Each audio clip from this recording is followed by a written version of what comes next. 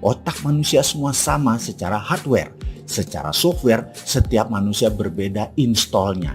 Jadi yang membedakan manusia satu dengan manusia yang lainnya bukan hardware-nya, tetapi software-nya. Software otak bahasa lainnya adalah pikiran. Secara umum, pikiran terbagi dua. Pikiran atas sadar atau biasa disebut conscious mind dan pikiran bawah sadar yang biasa disebut subconscious mind. Kontribusi bagi kehidupan dihitung secara empirik oleh pakar aplikasi psikologi. Pikiran atas sadar atau conscious mind hanya memberikan sumbangan pada tindakan manusia sekitar 12%. Sementara pikiran bawah sadar adalah sisanya mempengaruhi tindakan manusia 88%. Jadi kunci sukses manusia ada di pengenalan bawah sadarnya. Sayangnya bawah sadar ini tidak terdeteksi karena sudah menjadi kita apa adanya. Ilustrasi sedikit tentang bawah sadar. Karena 88% tindakan manusia tergantung pada pikiran bawah sadar, maka kita bicarakan bawah sadar saja lebih banyak. Setuju ya? Kalau mau membandingkan bawah sadar dengan atas sadar, bahasa lain kalau mau membandingkan antara conscious mind dengan subconscious mind adalah dengan perumpamaan. Saya tanya kepada Anda sahabat, Anda ingin makan gado-gado atau salad? Katakan Anda memilih gado-gado. Saya meletakkan gado-gado di piring, di meja di depan Anda. Selamat menikmati. Dan Anda mulai memasukkan 1 sendok gado-gado tadi ke mulut Anda. 1-2 gado-gado makanan tadi sudah masuk ke mulut Anda. Lalu pada suapan ketiga setengah piring sudah habis, saya bertanya kepada Anda. Setiap masuk makanan ke mulut Anda, mengunyahnya berapa kali sebelum Anda telan? Anda bisa terdiam sejenak. Lalu otak Anda mulai menghitung dan Anda mungkin baru menyadari sesaat kemudian bahwa Anda tidak tahu pasnya berapa Anda mengunyah tadi. Lalu Anda mulai menghitung dengan masukkan makanan ke mulut Anda dan Anda mulai menghitung. Barulah Anda tahu bahwa Anda mengunyah sekitar 4-5 kali baru Anda menelan. Itulah bawah sadar seseorang yang mengendalikannya. Orang lain ada yang 6-8 kali mengunyah baru menelan. Ada yang 2-3 kali mengunyah baru ditelan. Beda-beda kebiasaan orang tersebut. Ketika gado-gado tadi porsinya sedikit telah habis, saya memberikan 1 piring main course makan utama, 250 gram daging steak wagyu medium cook masih hangat. Dimana sebelum makan saya tanya sekarang, kira-kira dengan daging steak di piring Anda, berapa banyak kunyahan irisan daging ini Anda lakukan sebelum Anda menelannya? Anda tadi menghitung 4-5 kali karena daging yang Anda makan, logika Anda mulai bermain. Maka Anda menjawab 7-8 kali kunyah kali baru menelan karena lebih keras. Tapi apa yang terjadi? Ketika irisan daging steak tadi masuk ke mulut Anda, ternyata tidak satu pun kunyahannya lebih banyak dari apa yang Anda lakukan dari makanan sebelumnya. Sama saja, yaitu 4-5 kali kunyah, telan. Ingat, 88% kehidupan manusia tergantung pada pikiran bawah sadar Anda. Pada subconscious mind Anda. Bisa dibayangkan kalau biasa mengunyah 3-4 kali lalu dikasih steak, maka daging belum hancur sudah dikirim ke lambung Anda. Apa yang terjadi dengan lambung Anda? Pasti bekerja lebih keras. Pasti tidak efektif sari makanan masuk ke sistem penyerapan di ususnya. Karena manusia bukan karnivora murni seperti orang Timur Tengah atau American Cowboy yang memang kunyahannya lebih banyak. Karena meat eater adalah kebiasaan mereka. Gado-gado atau salad hanya pelengkap bagi mereka. Kunyahan yang lebih banyak menyehatkan lambung. Orang Barat dan Timur Tengah punya kebiasaan mengunyah 2 kali lebih banyak daripada orang Asia Tenggara khususnya. Itulah kebiasaan yang sudah terpatri dalam subconscious seseorang. Kita masuk ke lebih dalam lagi tentang subconscious mind. Karena 88% tindakan kita kontribusi pikiran bawah sadar. Kita wajib mengenal apa itu pikiran bawah sadar dan bagaimana program software terpasang pada pikiran bawah sadar kita.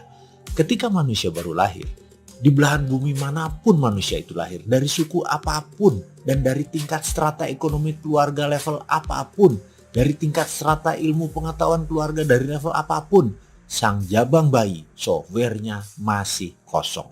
Disinilah 5 tahun pertama manusia diinstal kebenaran dalam tanda petik versi lingkungan dan orang tuanya yang akan dia bawa sepanjang hidupnya. Kita bahas lebih rinci sedikit tentang pikiran sang anak. Seorang anak terlahir di dunia tanpa merasa takut, kecuali rasa takut akan gelap dan rasa takut akan suara keras. Semua ketakutan yang lain pasti dipelajarinya ketika dia tumbuh menjadi dewasa. Lama kita tidak membicarakan mengenai ilmu aplikasi psikologi ini. Sesekali menyambar ilmu ini boleh ya. Mungkin ada manfaatnya dalam saya mengingatkan diri saya sendiri dan Anda sahabat yang membutuhkannya. Ini bukan ilmu canggih, ini hanya pengetahuan sederhana. Kali ini kita membahas tentang rasa takut. Rasa takut itu sangat dominan di dalam mempengaruhi orang lain.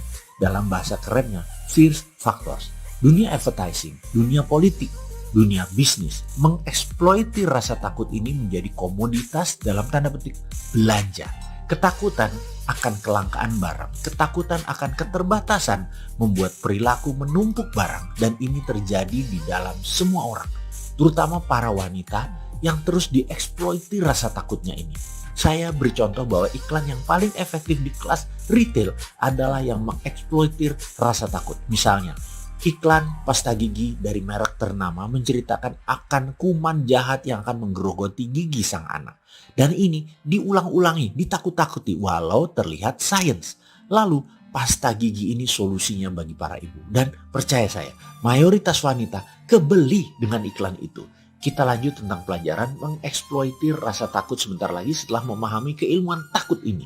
Dua rasa takut utama yang biasa berkembang dalam diri kita semua adalah takut akan kegagalan, takut akan kekalahan, dan terus berkembang menjadi rasa takut akan kritik dan penolakan.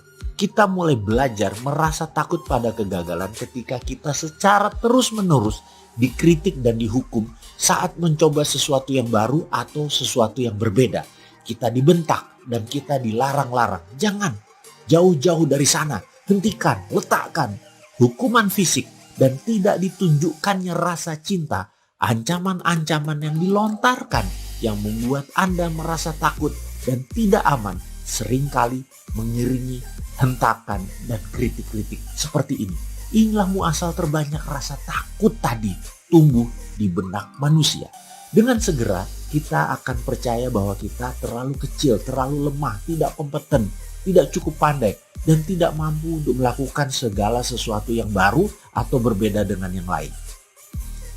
Manusia yang ditekan tersebut kemudian akan mengekspresikan perasaan ini dengan kata-kata, saya memang tidak mampu, saya tidak mampu, saya tidak mampu. Setiap saat dia berpikir untuk melakukan sesuatu yang baru atau menantang.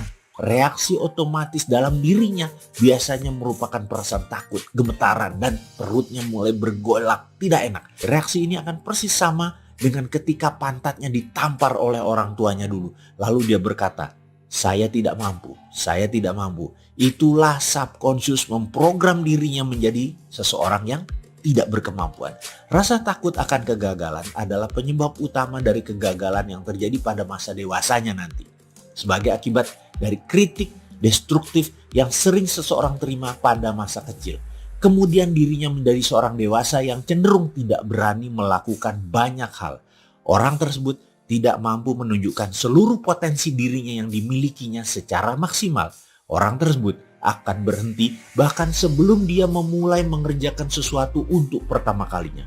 Bayangkan, pikiran manusia yang menakjubkan ini bukan dipakai untuk menghasilkan hal yang luar biasa, tetapi pikiran malah dipergunakan untuk mencari-cari alasan untuk mengatakan bahwa dirinya tidak mampu. Dengan demikian, apapun yang diinginkannya tidak mungkin didapat, tidak mungkin diperoleh. Kita merenung sebentar, melihat diri kita.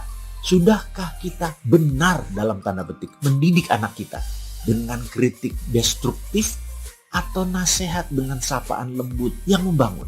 Apakah dulu dalam menerima didikan kita dibentak, kita dihardik, kita dimaki, baik oleh lingkungan ataupun oleh keluarga, dan kita memilih menerimanya? Atau kita sekarang memilih melepasnya atau tidak menggenggamnya lagi sehingga tidak mempengaruhi apapun pikiran kita saat ini?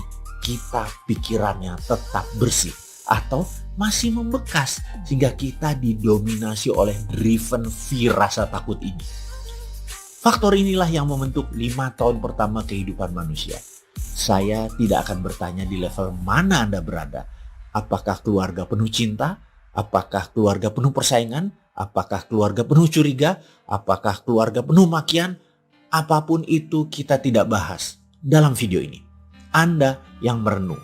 Karena apapun itu akan masuk di bawah sadar Anda masing-masing dan jadi sistem di dalam diri Anda.